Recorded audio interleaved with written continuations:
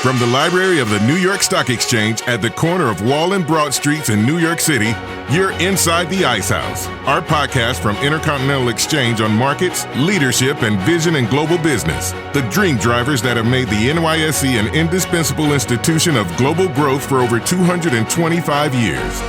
Each week, we feature stories of those who hatch plans, create jobs, and harness the engine of capitalism.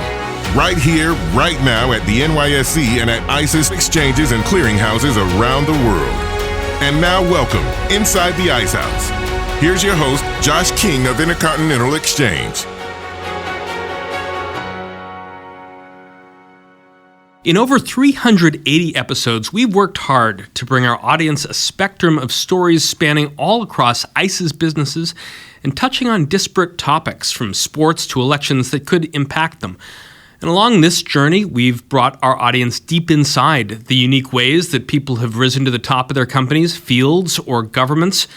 That's why it wasn't that strange that when we were preparing for this episode, that according to our research, we were about to have only the second Wisconsin-born CEO on the show during our 5-year history. Our regular listeners should be able to guess who the first was. I'll wait for it. Of course, it was Jeff Sprecher, founder, chair, and CEO of Intercontinental Exchange, NYSE ticker symbol ICE. It isn't to say we've ignored the Badger State. We've had several of the 33 Wisconsin headquartered companies listed on the NYSE on the show, including Fiserv with my friend and its CEO Frank Bisignano, and Schneider Trucking with its CEO and Green Bay Packers director Mark Rourke. Our guest today, Gale Klappa, chairman of WEC Energy, allows us to add another Badger State guest and company to both of those tallies. Our conversation with Gale Klappa on the evolution of WEC Energy, the state of the energy transition in the Midwest, and how he went from the radio waves to leading one of the largest utilities in the country. That's all coming up right after this. Connecting to opportunity is just part of the hustle. Opportunity is using data to create a competitive advantage.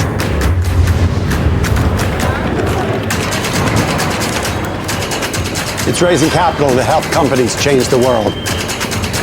It's making complicated financial concepts seem simple. Opportunity is making the dream of home ownership a reality. Writing new rules and redefining the game. And driving the world forward to a greener energy future. Opportunity is setting a goal. And charting a course to get there. Sometimes the only thing standing between you and opportunity is someone who can make the connection. At ICE, we connect people to opportunity. Our guest today, Gale Klappa, is the executive chairman of WEC Energy Group. That's NYSE ticker symbol WEC. He was previously chairman and CEO of Wisconsin Energy and We Energies before serving 2 stints as CEO of the merged utilities company following the joining of those companies with Integris Energy Group. Prior to joining WEC, Klappa held executive positions roles at Southern Company, that's NYSE ticker symbol SO. And in addition, Klappa owns a minority interest in the NBA's Milwaukee Bucks, who we hosted here at the NYSE after they won the Larry O'Brien Trophy, which included a sit-down right here with the Bucks' now former principal owner, Mark Lasry. Welcome, Gale, inside the Ice House. It's great to have a new representative of Bucks ownership in the house. Well, delighted to be with you. I'm not going to start by asking you how long Giannis is going to stay with the Bucks, but how long is Giannis going to stay with the Bucks? Well, Giannis is under contract for at least 2 more seasons. And knowing a little bit about Giannis, he's not an LA guy. He's not sparkle. He's not glitz. He's all about winning. He's all about family.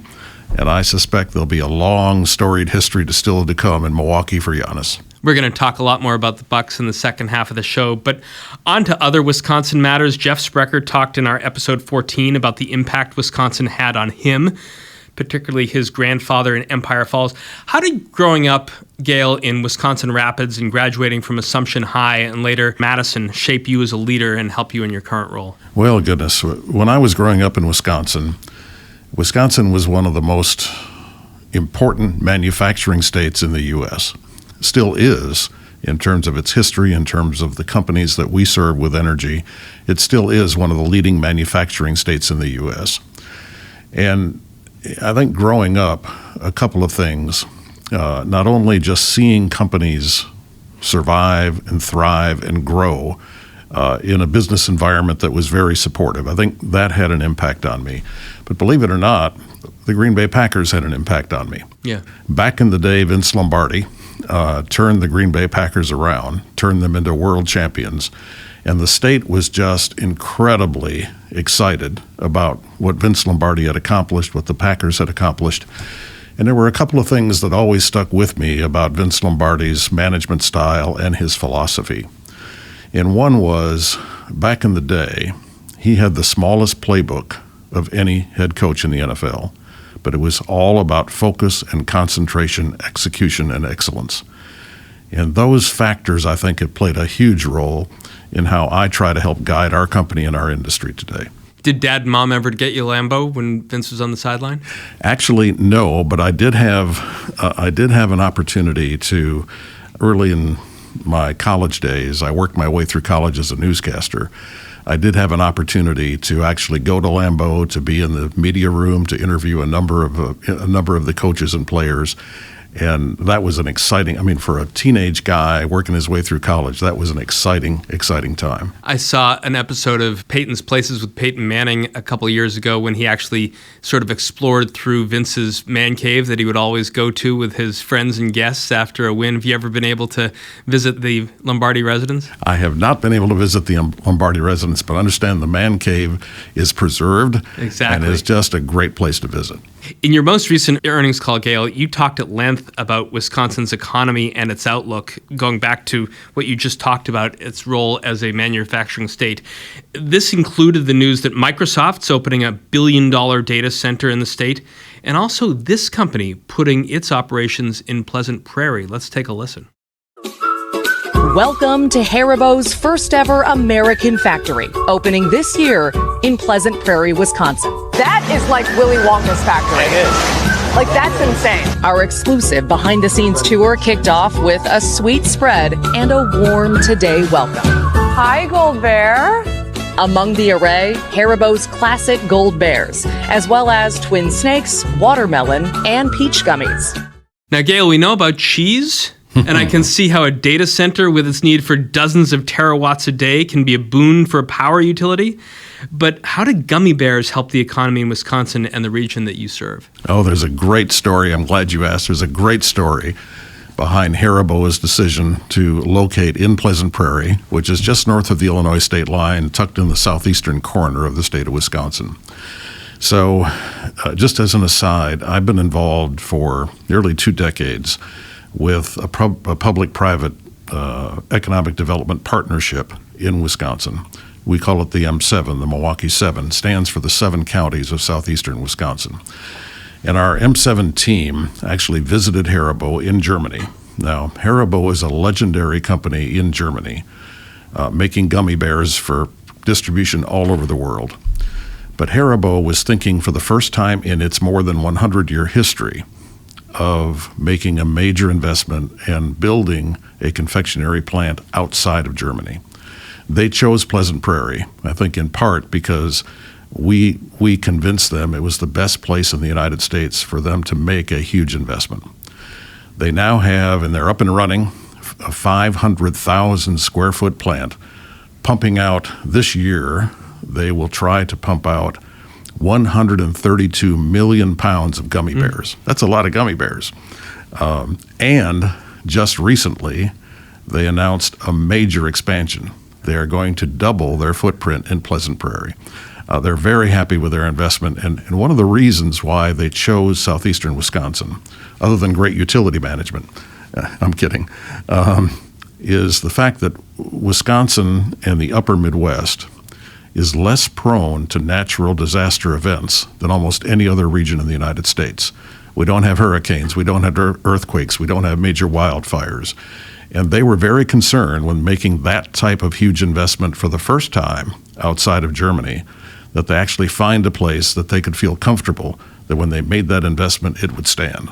I mean, talking about feeling comfortable, Wisconsin and the upper Midwest is also home to a huge German-American population, as I recall from the effort that we made back in the 90s to bring President Clinton to Milwaukee to receive Herr Dr. Helmut Kohl, the Chancellor of the German Republic. Yes.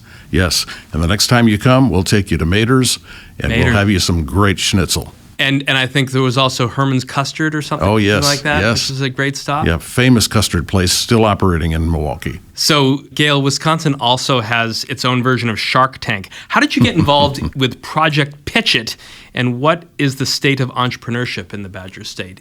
Well, the state of entrepreneurship in Wisconsin is growing, and part of the ethic of people wanting to turn their passion into a business has been amplified by this show that we call Project Pitch It.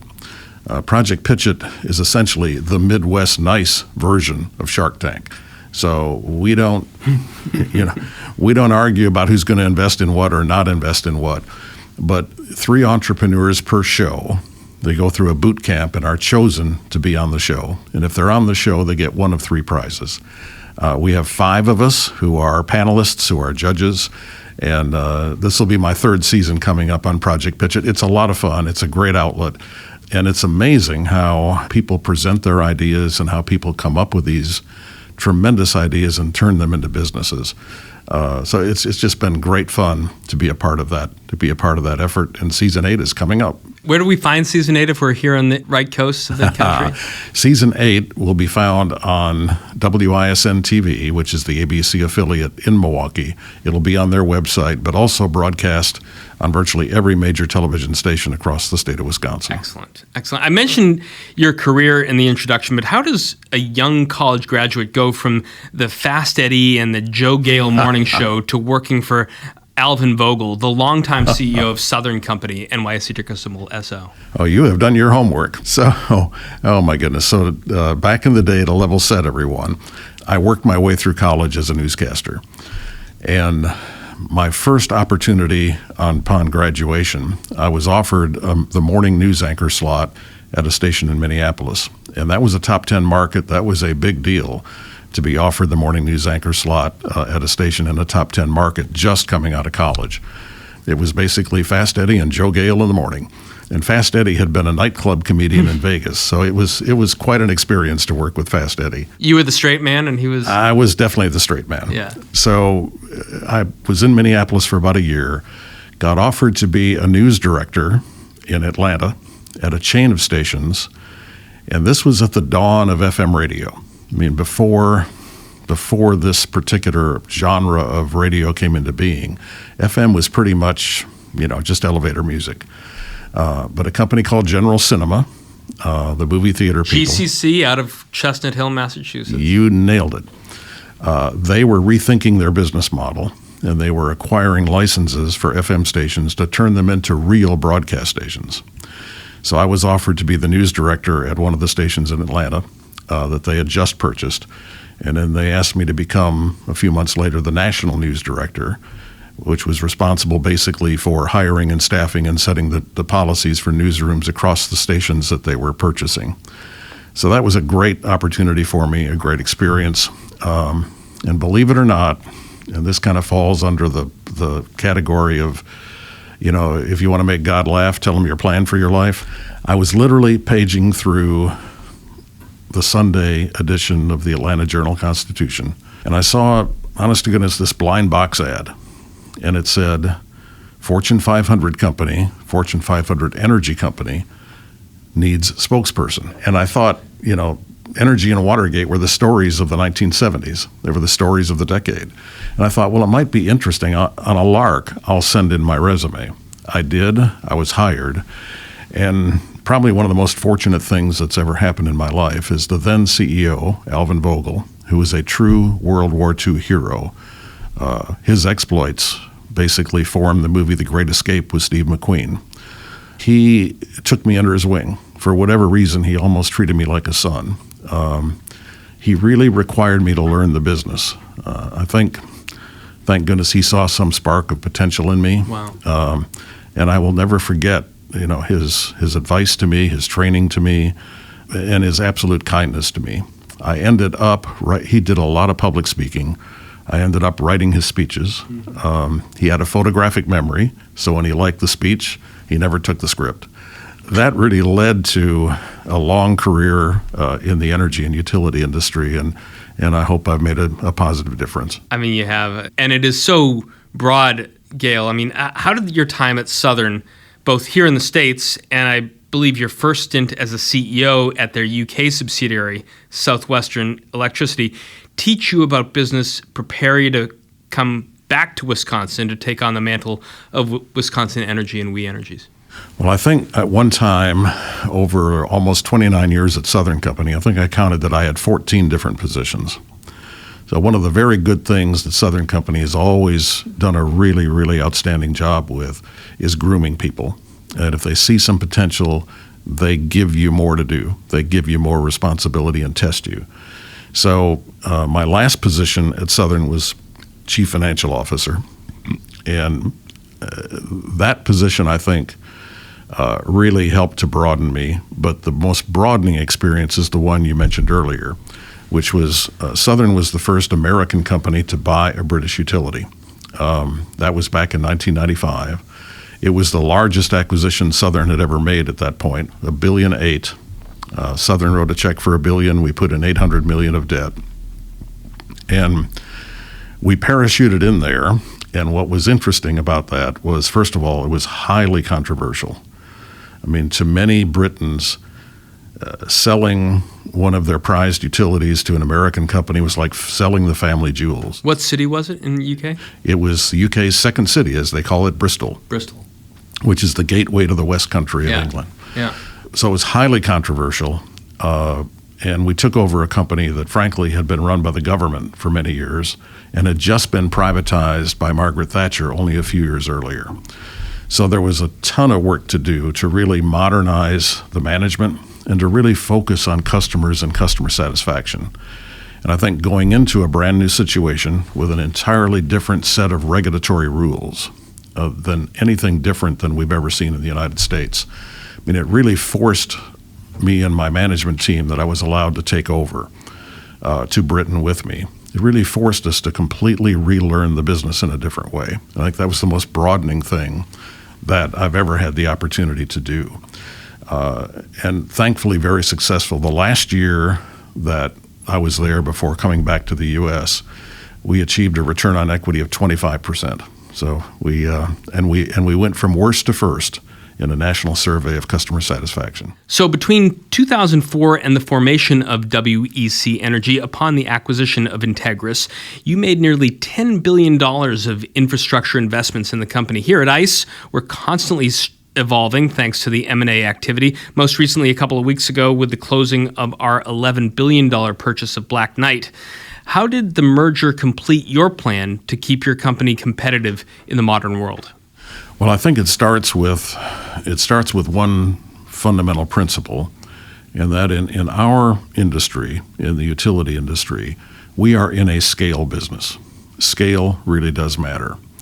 And when we had an opportunity at a very competitive price to put together two Midwestern utilities whose service areas really abutted one another, we had an opportunity essentially to combine the two companies and to drive to the efficient frontier. So as an example, we have been able to basically eliminate $300 million a year of annual operating costs from the combined entity. We've done that in a number of ways, including essentially putting all of our major systems on one platform. So, we had two customer information systems. We had two general ledgers. We had two employee payroll systems. All of those systems have now been combined into one platform. And we've shared best practices across the 7 customer-facing utilities that we have now as part of our family of companies. So driving to the efficient frontier and focusing on continuous improvement, those things are really important, along with the scale that it gives you from being a company now that's one of the largest in our industry and serves over 4.7 million customers. I mean, we looked at the U.S. Census data numbers for Wisconsin from 2010 to 2020, an increase in population over the decade of 3.6%, an uptick in housing units of 3.9%. And considering that utilities are prescribed by providing people services at specific addresses, beyond acquisitions, how does a major electric and gas supplier achieve growth? Do you need to start looking beyond Wisconsin's borders? No, not necessarily. We can, and if there's an opportunity, we will look beyond Wisconsin's borders. But the way we will grow is really through the proper investments that drive efficiency, emission reductions, and affordable, reliable, clean energy. So we have today, just to give an example, a 5-year investment plan that totals $20.1 billion. And under the regulatory concepts that we work under, we're allowed to earn a return on those investments that are approved by the regulator. So $20.1 billion of new capital investments, much of that will come in essentially retiring older, less efficient power plants that are fueled by fossil fuels, replacing them with solar, with wind, with battery storage. And we have, and we're on track to achieve one of the strongest emission reduction goals in the industry. We're planning on reducing our CO2 emissions by 80% by the end of 2030 off a 2005 baseline. So we will grow by making prudent, proper investments. And just to put that all in a capsule for you, everything we look at is through the prism of what I call the ARC, affordable, reliable, clean. That drives our decision-making on investments. On the topic of affordable, reliable, and clean, or ARC, I listened to your appearance on Magellan's podcast and wanted to ask you about one thing in particular that you said. Let's hear that clip. As we look at how to plan our business and how to basically continue to, as you say, balance the needs, regulators, consumers, shareholders, really, if you line them up, and the objective is basically to meet the needs of all three, what you really find is those needs are not different. And we sum it all up by every decision we make now, particularly on capital allocation and capital investment. We sum it all up with basically what I call the ARC. So every capital decision we make, it has to follow the prism of the ARC, which stands for affordable, reliable, clean. So I think we all get the C on that, clean. Reliable, coal and oil burn when you burn it. Affordable, the economics of new energies are still in their earlier stages. But talk about those first two things, affordability, reliability, compared to some of the things that we all want to see part of the energy transition. That's a great question. And I'll start with A, the affordable. So let me give you an example. When you retire a older, less efficient power plant, say fueled today by coal, you eliminate a tremendous amount of operating costs to keep that plant maintained and alive. You eliminate fuel purchases. You don't have to truck in or by train. You don't have to bring in coal. You eliminate fuel handling. You eliminate a significant amount of operating cost. And if you replace that with wind or solar, your energy is basically free past the investment. So one of our calculations, which I think directly addresses your question, is that just with that $20.1 billion capital plan that we've announced for the 5-year period starting this year, over 20 years, we expect those investments, that $20.1 billion, to actually save customers $2 billion as compared to the status quo. So doing this right and with the right mix of solar, wind, batteries, and yes, modern, efficient natural gas fueled plants, those efforts, those investments actually drive cost savings compared to where we are today. So I think that's a good example for you of affordable. Reliable is why we need to continue to invest in modern, efficient natural gas-fired generation. When the wind doesn't blow, when the sun doesn't shine, when you have a polar vortex that lasts a week, and I want to give you an example about that, batteries won't get you through that polar vortex. So we have to have the right mix as we continue to decarbonize our system. And just as an example of how important that right mix is to stay reliable, not this past winter, but the winter before, a polar vortex event hit Wisconsin on Valentine's Day weekend. In the northern part of our service area, the temperature dropped to minus 42 degrees Fahrenheit. That's before the wind chill. It never got above zero for an entire week. When it's that cold and that harsh and the conditions are that difficult, you simply have a core responsibility to keep the lights on, to keep heat flowing. And that's why it's so important that we focus not only on the A and the C, not only on the affordable and the clean, but couple that importantly with our core responsibility of being reliable. On the C then, Gale, how will the conversion that we're all beginning to get to, the next car that I probably buy will be electric, by both businesses and people become a boon for energy providers like WEC? Well, and we're already seeing, the companies that have fleets make a major transition away from gasoline-powered vans and vehicles to electric vehicles. But I will give an example of how it will positively affect our company. So if you buy one electric vehicle, that's equivalent in terms of, and you just have a normal driving pattern, that's equivalent to adding 1/2 of the energy of a new household. So 2 new EVs equals 1 new household demand. If you think about the potential here, so for example, there are not that many electric vehicles on the road in Wisconsin today, roughly maybe 10,000. But a recent study by the State Department of Transportation in Wisconsin projects, and we'll see if we get there, but projects 300,000 EVs by the end of 2030. Even if it's half that much, we will see a significant increase in energy consumption to fuel those electric vehicles. That also means, though, grid hardening and grid upgrades. So if you're in a neighborhood and 2 or 3 houses get EVs, we're going to have to add a bigger transformer. We may have to rewire the subdivision. So there's a tremendous investment opportunity as America goes electric and goes cleaner with its transportation. For your own operations, Gale, you've committed to replacing your coal plants with natural gas, including a couple of innovative ways like this. Let's just take a quick listen. During the early fall of 2022, WEC Energy Group, along with EPRI and industry partners Burns & McDonnell, Certarus, Cleveland Cliffs, and Wartzilla, spent 2 weeks running the test at a power generation plant in Michigan's Upper Peninsula. Using cutting-edge technology, the group mixed various blends of hydrogen and natural gas. What we've done at the AJMM plant is blend hydrogen with natural gas fuel. We have pipeline supply for our natural gas. We have tankered high-pressure hydrogen. We blend the hydrogen in at ratios of 5 to 25%. And during that burn, we took emissions and performance data for each test point. Go all the way to the Upper Peninsula to do this test away from view where the polar vortex is coming down.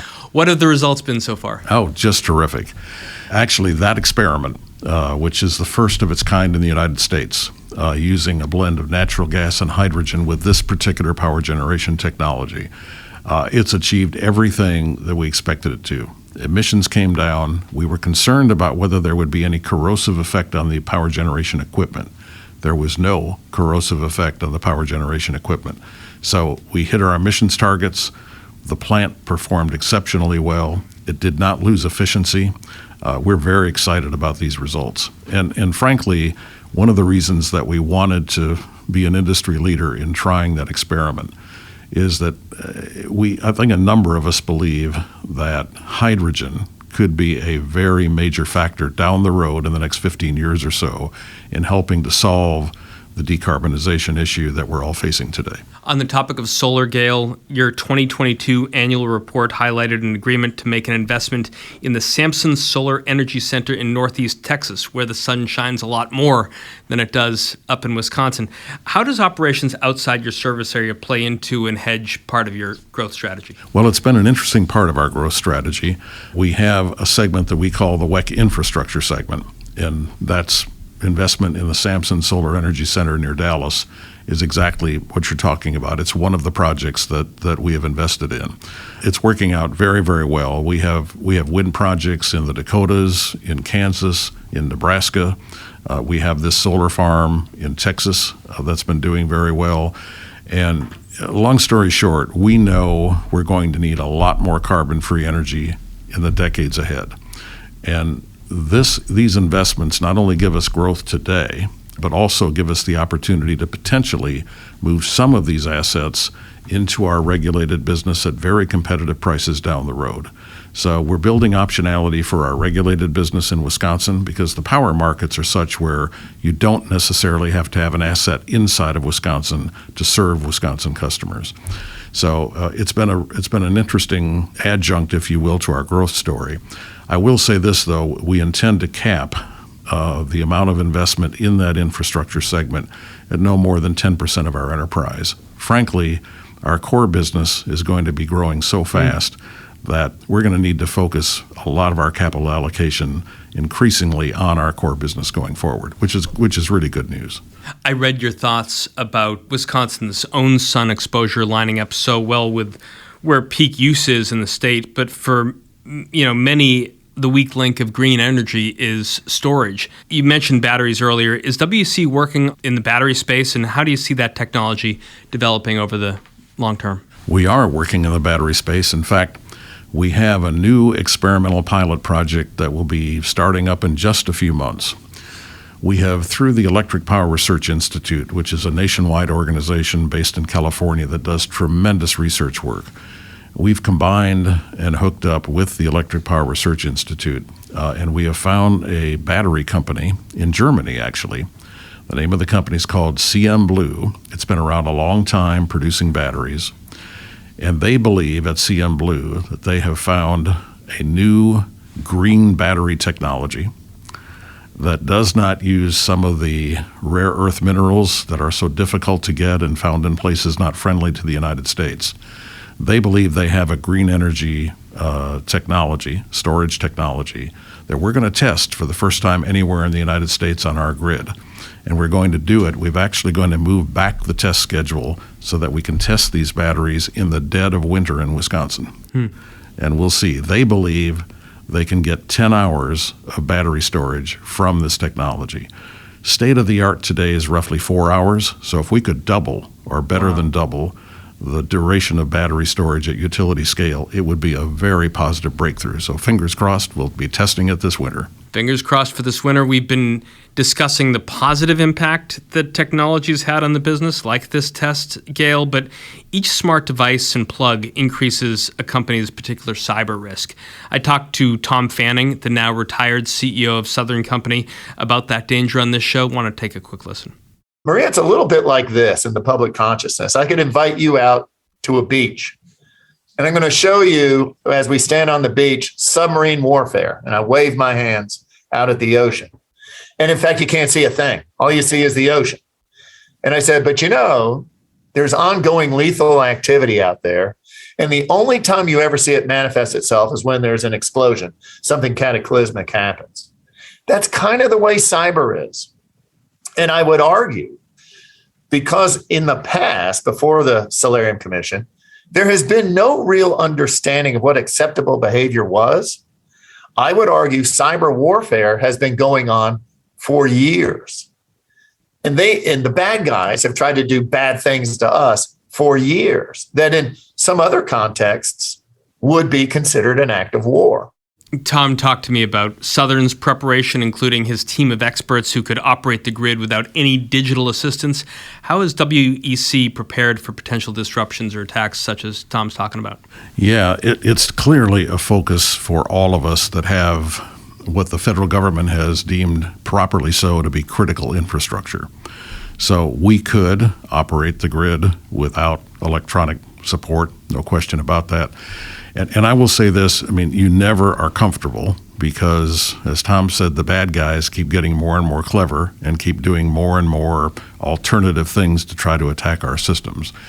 But I will say this, one area where I think there's been tremendous cooperation and support and learning is essentially the cooperation between the federal agencies that are responsible for overseeing cybersecurity efforts and our industry.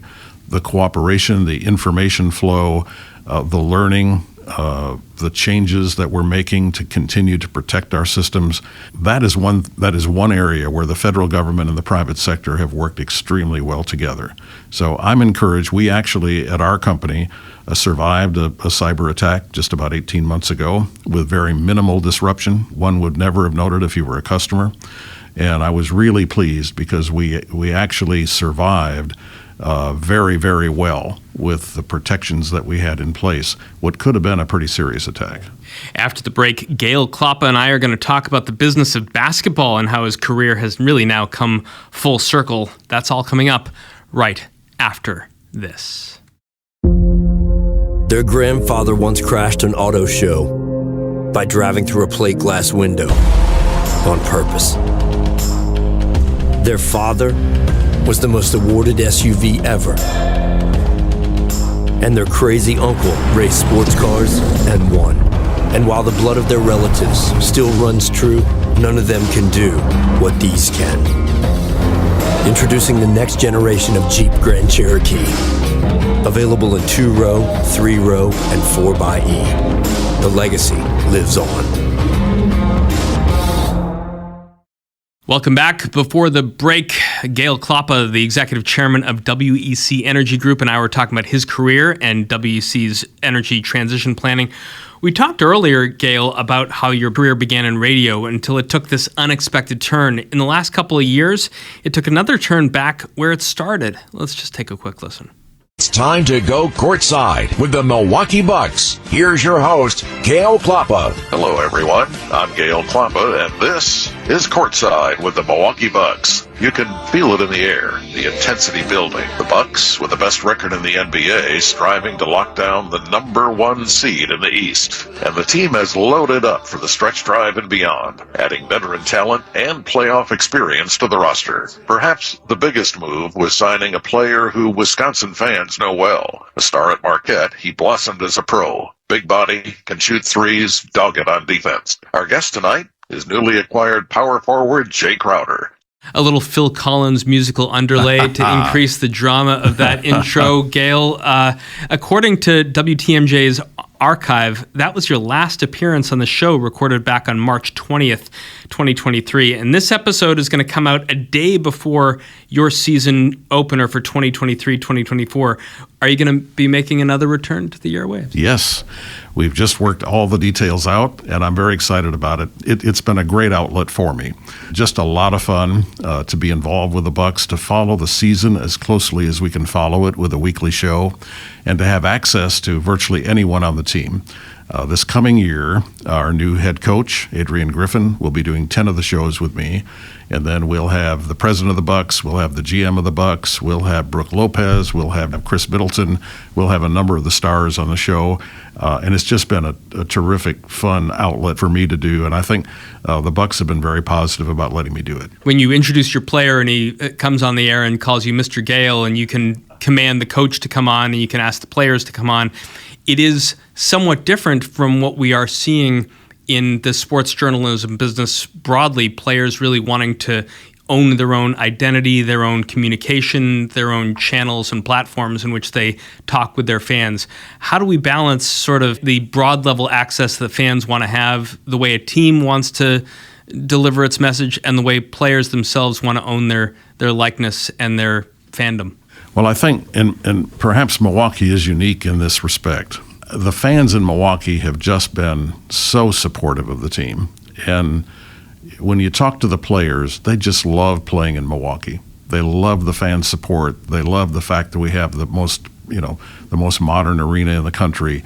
And many of the players, even though a few of them have their own podcasts, are more than willing to spend a half hour with me during the season just because they're so grateful to the fans, and they're happy to talk locally to the fans in Milwaukee as well, although this podcast now will go worldwide. We're used to talking to people who wear a couple hats on sports teams. Jerry Jones was a guest, serving both as owner and general manager of the Dallas Cowboys, in addition to his ownership interest in Comstock Resources. That's NYSE ticker symbol CRK in the natural gas space. You find yourself serving not only as a reporter on the team, but as an owner of it. We read through that you went through this interview process with our past podcast guest, Mark Lasry. What was the vetting process like? Well, actually, the vetting was with the president of the Bucks, Peter Fagan. Mark was very aware of it, and there is a story behind it. So the Bucks were about to hire a new coach, Mike Budenholzer, 5 years ago. And I happened to be sitting in Peter Fagan's office. We were visiting on a number of things. And Peter was talking about the coach's new contract. and what elements should we put in there? He was thinking out, and I said, well, why don't we put a coaches show in there? And he said, yeah, let's have him do a weekly coaches show. Great idea. So he puts it in the contract. A week later, Peter called and said, who are we going to have do the show? And I said, I'll do it. And Peter laughed and he said, seriously? And I said, no, I would love the opportunity to do that. And he said, I know you're a minority owner, but I just can't. I mean, you're going to have to audition. So I said, fine. So I auditioned, and apparently Peter liked it. And fast forward, this will be season number 6. We had Matt Ishbia, CEO of United Wholesale Mortgages, that's NYSE ticker symbol UWM, on the podcast a couple of years back before he became the principal owner of the Phoenix Suns, so we couldn't ask him this. But what type of questions exactly get posed in an owner interview that you won't become another Dan Snyder, for example? Oh, my goodness. Well, I can only speak from my experience. When I was invited to become a minority owner of the Bucks, I actually had a hour-long sit-down with Wes Edens, who is the governor of the Bucks now and one of the majority owners, and Mark Lasry. Mark and Wes came to visit me in person. We talked about Milwaukee. We talked about the Bucks. We talked about how the team might move to improve. We talked about building a new arena. They asked for my ideas on how to get things done in Wisconsin in the right way, and I think they were really testing to see what your business philosophy was like. And what commitment you were willing to make in terms of helping the Bucks move forward. We don't get involved on the ownership side, as you know. We do not get involved in player decisions.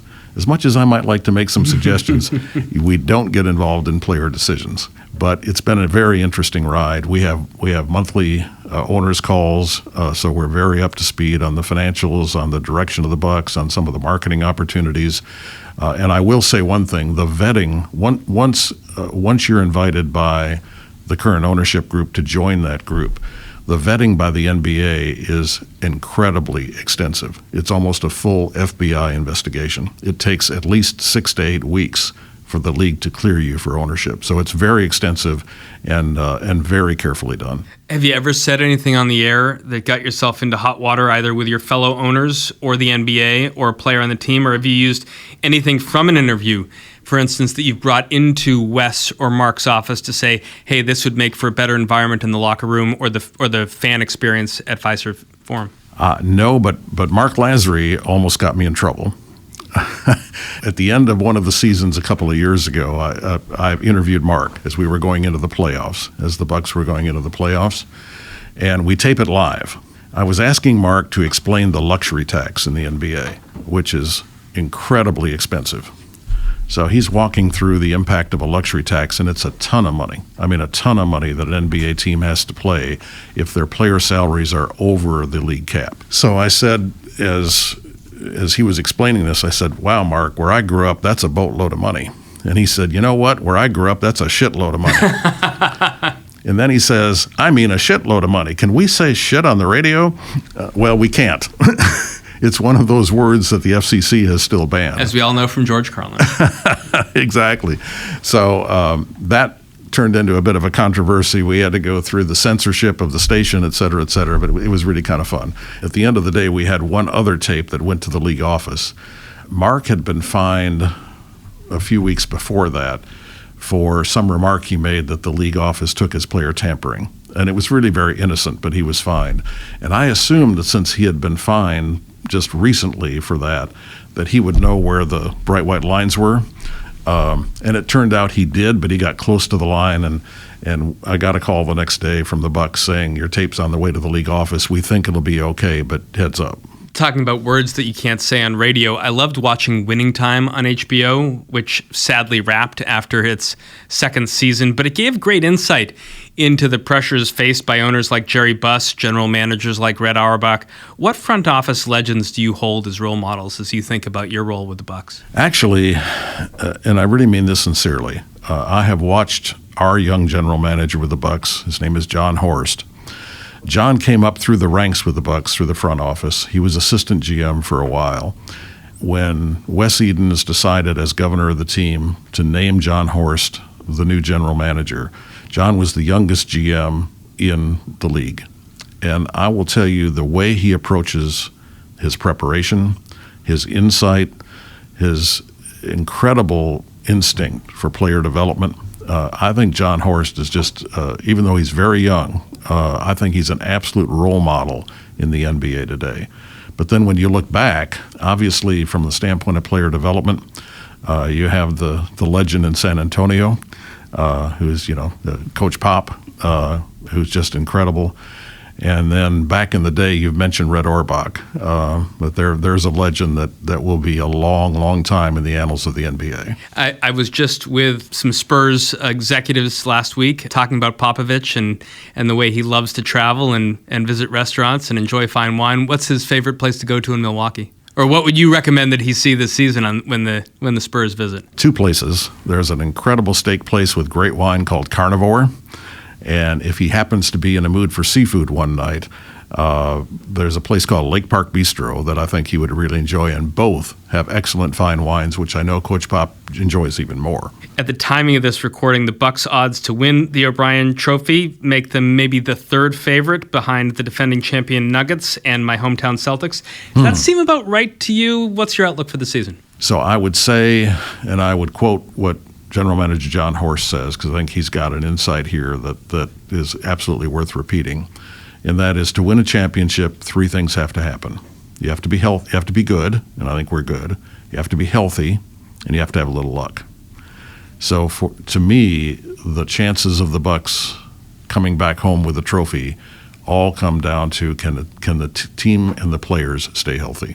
The Bucks' success this year hinges in some way on the guy that we talked about at the very beginning of our conversation, Giannis, who visited the NYSE last year to launch the Kalamos Antetokounmpo Global Sustainable Equities ETF. I want to listen to him talk a little bit about that on the NYSE Floor Talk show with my colleague Judy Shaw. All right, and Giannis, what are you most excited about with SROI?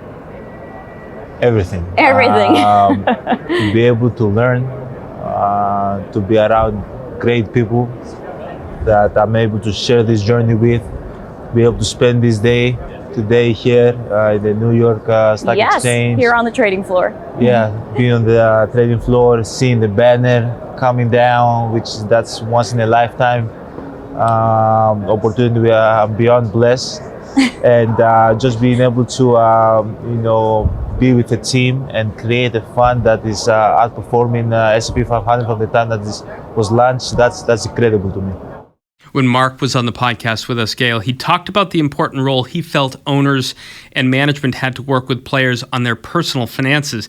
Given where he comes from, have you and Giannis ever talked about sustainable finance and those opportunities? Giannis and I have not talked personally about sustainable finance, but I can tell you that with Mark's leadership and with Wes's leadership, a number of us in Milwaukee have been invited to sit down with players and talk with them about potential investments that they might make in Wisconsin and Milwaukee.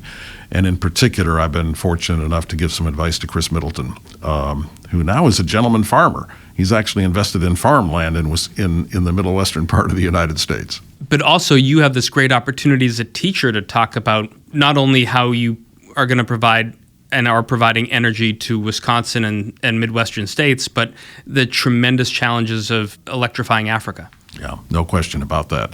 And all of these players across the NBA really want to use their platform for good. And to give you an example, Drew Holiday, he has started his own foundation, but his foundation is giving grants to businesses, startup minority businesses, to help them succeed. So there's a ton of ways that these players are really trying to make a difference, not only on the court, but for the betterment of society. As we wrap up, Gale, building a contending NBA team takes years. Wick Grossbeck told us all about that when he appeared with us at the Whiskey Wednesday on Wall Street with Wapner show that we do here at the 1792 restaurant. If you're lucky, it takes 10 years, he said, but fan temperament is so much shorter. What can general managers across all sports learn from CEOs like you who face a quarterly earnings call every 3 months, but also have to manage long-term investments and commitments like retiring the Oak Creek plants 7 and 8?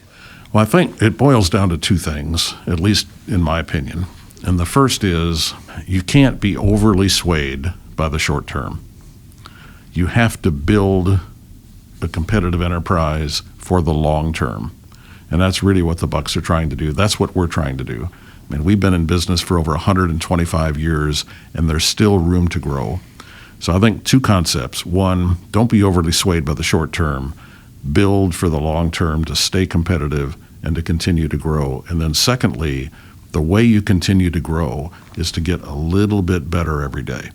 I saw a fascinating statistic the other day, and this was around the time of the U.S. Open here in New York. So what that statistic showed was that if you're a pro tennis player and you're a middle-of-the-pack pro tennis player, you win 48 to 50% of your points during matches. If you're the world's best tennis player, you win 54.9% of your points during matches. Think about that small difference. Such a small margin. Such a small margin. The difference between greatness and just good is a small margin, but it's also the mindset of getting better every day, improving every day, being honest with yourself, driving forward, and always knowing that you can get better. A little bit better every day. Gale, if we had you back on the show 5 years down the road, where do you think WEC is going to be in terms of making the most progress toward carbon neutral, and what work do you think still needs to be done? We will be, I believe, on the cusp 5 years from now of achieving our 80% reduction in CO2 emissions while maintaining that arc, affordable, reliable, and clean. And we will have, I think, an incredible track record of, and I'm very proud of the Microsoft investment and this $1 billion minimum investment that they're going to make, and not just building one data center, but a data center complex. Their reliability requirements are beyond anything we've ever seen. So I would hope 5 years from now I could sit across the table from you and say, we have done an incredible job of keeping Microsoft reliable and chunking the data out that they need to basically provide for their customers.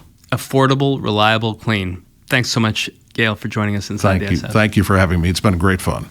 That's our conversation for this week. Our guest was Gale Klappa, the executive chairman of WEC Energy Group. That's NYSE ticker symbol WEC.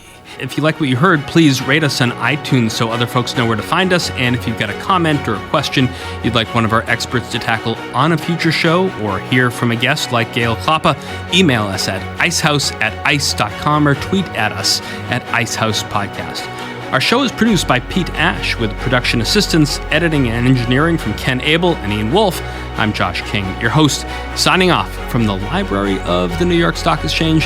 Thanks for listening. Talk to you next week. Information contained in this podcast was obtained in part from publicly available sources and not independently verified. Neither ICE nor its affiliates make any representations or warranties, express or implied, as to the accuracy or completeness of the information, and do not sponsor, approve, or endorse any of the content herein, all of which is presented solely for informational and educational purposes. Nothing herein constitutes an offer to sell, a solicitation of an offer to buy any security, or a recommendation of any security or trading practice. Some portions of the preceding conversation may have been edited for the purpose of length or clarity.